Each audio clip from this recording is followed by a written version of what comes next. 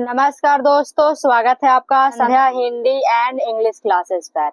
तो आज की इस वीडियो में बिहार बोर्ड क्लास 11th के लिए हिंदी बताने वाले हैं।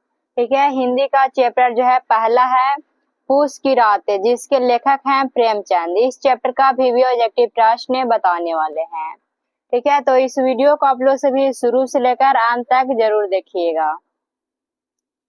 तो आगे जो भी भाई बहन बिहार बोर्ड जो है इंटर परीक्षा जो है 2027 में देने वाला है, या क्लास 11th के हैं या 12th के हैं, तो उनके लिए जो है उड़ान बैच है।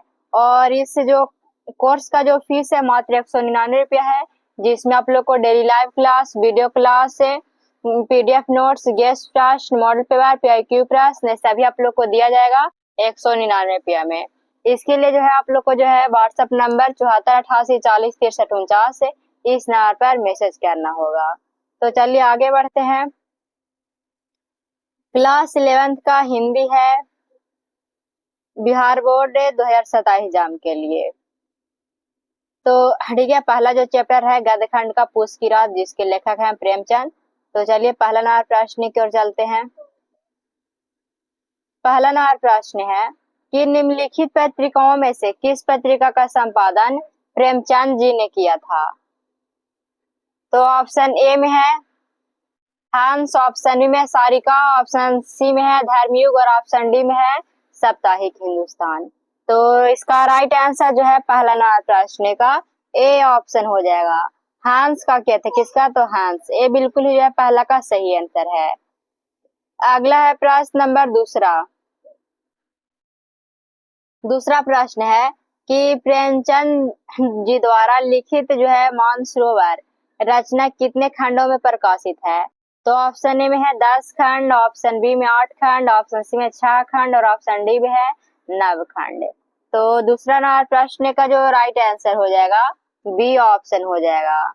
8 खंड में जो है वो विभाजित है। ठीक है, बी ऑप्शन जो है बिल्कुल ही जो है दूसरा प्रश्न का सही आंसर हो जाएगा। अगला है तीसरा नंबर कि प्रेमचंद किस रचना की तुलना रामायण से की जाती है? तो ऑप्शन है गोदान, ऑप्शन बी में रंगभूमि, ऑप्शन सी में कार्यभूमि और ऑप्शन डी में है सेवा सदन। तो तीसरा नंबर प्रश्न का राइट आंसर इसका ए ऑप्शन हो जाएगा।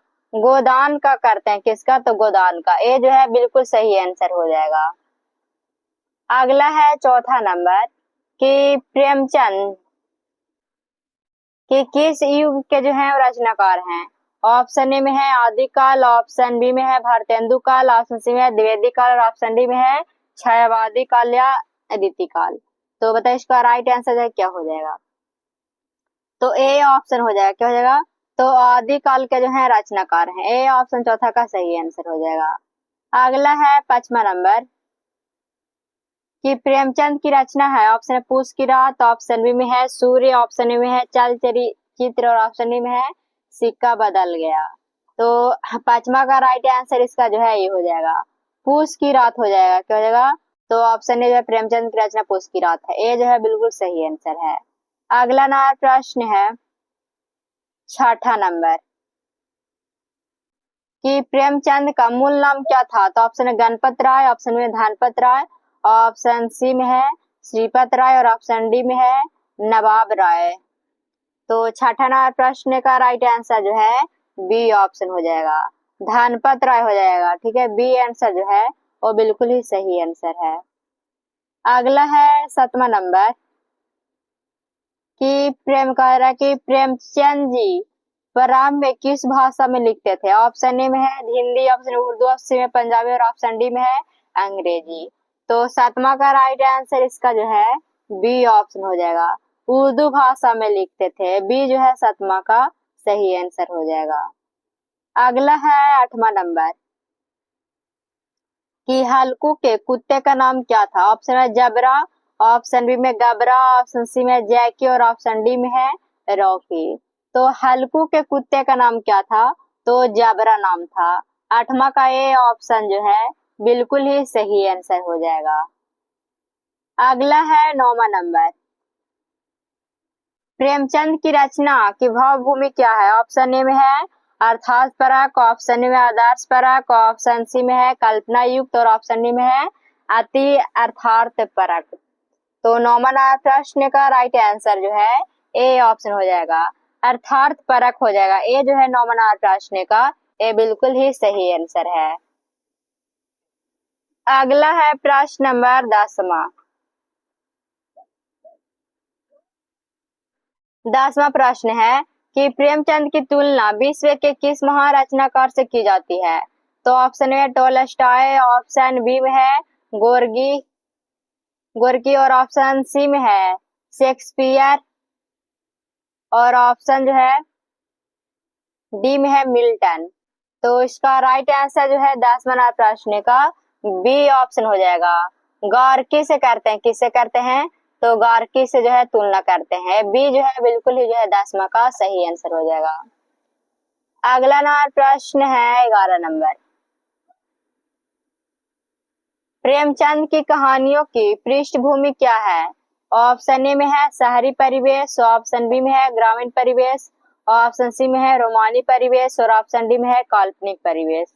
तो 11वां प्रश्न का राइट आंसर इसका जो है बी ऑप्शन हो जाएगा, ग्रामीण परिवेश से है। ए बी जो है 11वां प्रश्न का ये बिल्कुल ही सही आंसर है। अगला है 12 नंबर।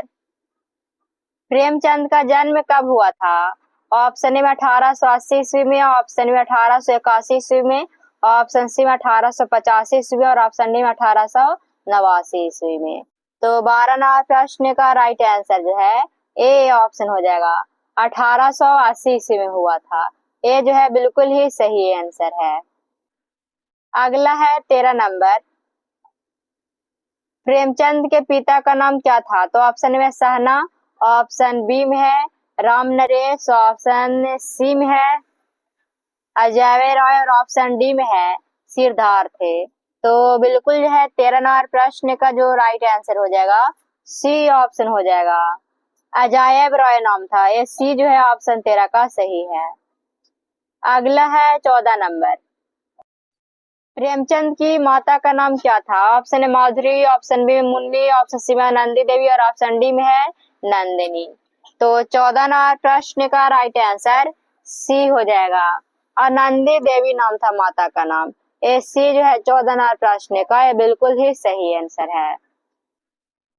अगला है 15वां प्रश्न कि प्रेमचंद की मृत्यु कब हुई थी? ऑप्शन ए में है 1934 ईस्वी में, ऑप्शन नंबर बी में है 1937 ईस्वी, ऑप्शन सी में है 1936 ईस्वी और ऑप्शन डी में 1940 ईस्वी। तो राइट आंसर जो है 15वां प्रश्न का सी ऑप्शन हो जाएगा, 1936 ईस्वी में हो जाएगा। ये सी जो है बिल्कुल ही सही आंसर है। अगला है 16वां प्रश्न कि हल्कू से पैसा मांगने कौन आया था? तो ऑप्शन है सहना, ऑप्शन में मुन्नी, ऑप्शन से महेश और ऑप्शन डी में है धनपति। तो 16वां प्रश्न का राइट आंसर जो है ए ऑप्शन हो जाएगा, सहना आया था। कौन आया था? तो सहना आया था। ए बिल्कुल जो है ए ऑप्शन जो है सही आंसर है। अगला है 17 नंबर कि प्रेमचंद के गांव का नाम क्या था? Option A Lamhi, option B में लुगनी, ऑप्शन सी में है खेतापुर, ऑप्शन डी में है महेश नगर। तो 17 का राइट आंसर जो है वो क्या हो जाएगा? तो बिल्कुल जो है 17वां प्रश्न का राइट आंसर इसका जो है ए ऑप्शन हो जाएगा, लम्ही नाम था। क्या? तो लम्ही। ये जो है बिल्कुल सही आंसर हो जाएगा। अगला है 18 नंबर कि सेवा सदन में कायाकल्प नामक की कृतियां किसने लिखी? तो ऑप्शन में रविन्द्रनाथ टैगोर, ऑप्शन में प्रेमचंद, ऑप्शन सी में है राम नरेश त्रिपाठी और ऑप्शन डी में है महादेवी वर्मा। तो 18वां प्रश्न का राइट आंसर बी ऑप्शन हो जाएगा, प्रेमचंद ने लिखा। किसने? तो प्रेमचंद ने। अगला प्रश्न है 19 नंबर। हल्कू के पत्नी का नाम क्या था? ऑप्शन है नंदिनी, ऑप्शन में मुन्नी, ऑप्शन सी में आराध्या और ऑप्शन डी में है रीता। तो 19वां प्रश्न का राइट आंसर जो है बी ऑप्शन हो जाएगा, मुन्नी नाम था। बी जो है बिल्कुल ही जो है 19 का सही आंसर है। अगला है 20 नंबर के हल्कू किस फसल की जो है रखवाली कर रहा था? ऑप्शन ए में है गेहूं, ऑप्शन बी में धान, ऑप्शन सी में ईख और ऑप्शन डी में है कपास। तो 20 का ऑप्शन सी आंसर हो जाएगा। ईख का कह रहा था, किसका? तो ईख का। ये सी जो है बिल्कुल सही आंसर है। अगला है 21 नंबर कि रात की ठंड में यहाँ जो है वो सोना नाद पड़ेगा, तो ऐसा जो है किसने कहा? तो ऑप्शन में हल्कू, ऑप्शन बी में है मुन्नी, ऑप्शन में जबरा और ऑप्शन डी में है सहना। तो 21 का राइट आंसर जो है क्या हो जाएगा? तो ये ऑप्शन हो जाएगा। हल्कू ने कहा था, किसने? तो हल्कू ने कहा था। 22वां प्रश्न है कि किसे अपनी जगह से हिलना जहर लग रहा था? ऑप्शन ए में है मुन्नी को, ऑप्शन बी में है हल्कू को, ऑप्शन जबरा को और ऑप्शन डी में है सहना को। तो बिल्कुल जो है इसका राइट आंसर जो है बी ऑप्शन हो जाएगा। ठीक है, बी ऑप्शन हो जाएगा। हल्कू को लग रहा था, किसका? तो हल्कू को। बी जो है बिल्कुल सही आंसर हो जाएगा। अगला है 23वां प्रश्न कि जबरा ने अग्नि राशि को किस तरह देखा? ऑप्शन ए में है नेत्रों से जो है कतार, ऑप्शन बी में है आश्चर्य पूर्वक और ऑप्शन सी में है भय पूर्वक और ऑप्शन डी में है स्नेह पूर्वक। तो 23वां प्रश्न का राइट आंसर ए हो जाएगा। नेत्रों किससे जो है? कतार से। ये जो है बिल्कुल 23वां प्रश्न का सही आंसर हो जाएगा। अगला नंबर प्रश्न है 24 नंबर कि पूछ की रात शीर्षक कहानी का नायक कौन है? ऑप्शन ए में है धनपत राय, ऑप्शन बी में प्रेमचंद, ऑप्शन सी में हल्को और ऑप्शन डी में है मुन्नी। तो 24वां प्रश्न का राइट आंसर इसका जो है सी ऑप्शन हो जाएगा। हल्को हो जाएगा। क्या हो जाएगा? तो हल्को। सी जो है बिल्कुल सही आंसर है। अगला नंबर प्रश्न है 25 नंबर कि सहना कौन था? ऑप्शन ए साहूकार, ऑप्शन बी में नौकर, ऑप्शन सी में मुंशी और ऑप्शन डी में है इनमें से कोई नहीं। तो 25वां प्रश्न का राइट आंसर ए ऑप्शन हो जाएगा। सहना कौन था? तो साहूकार था। ए जो है बिल्कुल 25वां प्रश्न का सही आंसर है। अगला है 26 नंबर कि हल्को के सारे खेत का, ठीक है, सत्यानाश जो है किसने किया था? ऑप्शन में कुत्ता, ऑप्शन में नीलगाय, ऑप्शन सी में हिरन और ऑप्शन डी में है जेबरा। तो बताइए इसका राइट आंसर क्या हो जाएगा? तो बी ऑप्शन हो जाएगा। सत्यानाश जो हल्को के खेत का जो है नीलगाय किया था। बी जो है बिल्कुल सही आंसर है।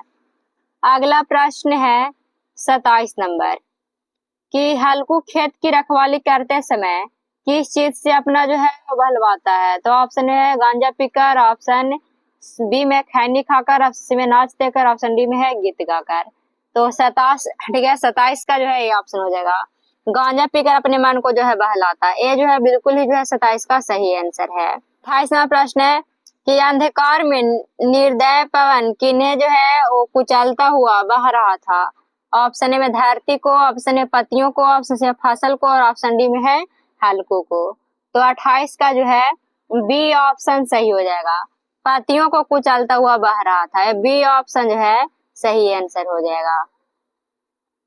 अगला है 29 नंबर कि विशाल पेड़ ऐसे जो है वो मालूम पड़ते थे मानो वे जो है प्रेत हो, ऑप्शन में है वे जो है तपस्वी हो और ऑप्शन सी में है कि उसे अथाह अंधकार को अपने सिरों पर संभाले हुए हो और ऑप्शन डी में है कि वे भूत हो। तो 29 का राइट आंसर जो है बिल्कुल ही जो है सी ऑप्शन हो जाएगा कि उस अथाह अंधकार को अपने पर सिरों पर जो है संभाले हुए हो। सी जो है बिल्कुल सही आंसर है। अगला है 30वां प्रश्न कि आकाश पर जो है ठुठुरते हुए मालूम होते हैं। ऑप्शन ए में है चांद, ऑप्शन पक्षी, ऑप्शन सी में तारे और ऑप्शन डी में इनमें से कोई नहीं।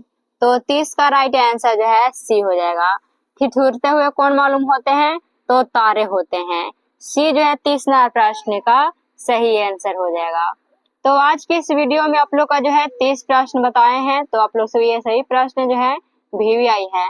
तो ये प्रश्नों को आप लोग सभी जितने भी हैं याद कर लीजिएगा, क्लास 11th के भाई बहन, ठीक है। और बिल्कुल जो है आप लोग सभी जो है इस वीडियो को शुरू से लेकर अंत तक जो है जरूर देख लीजिएगा।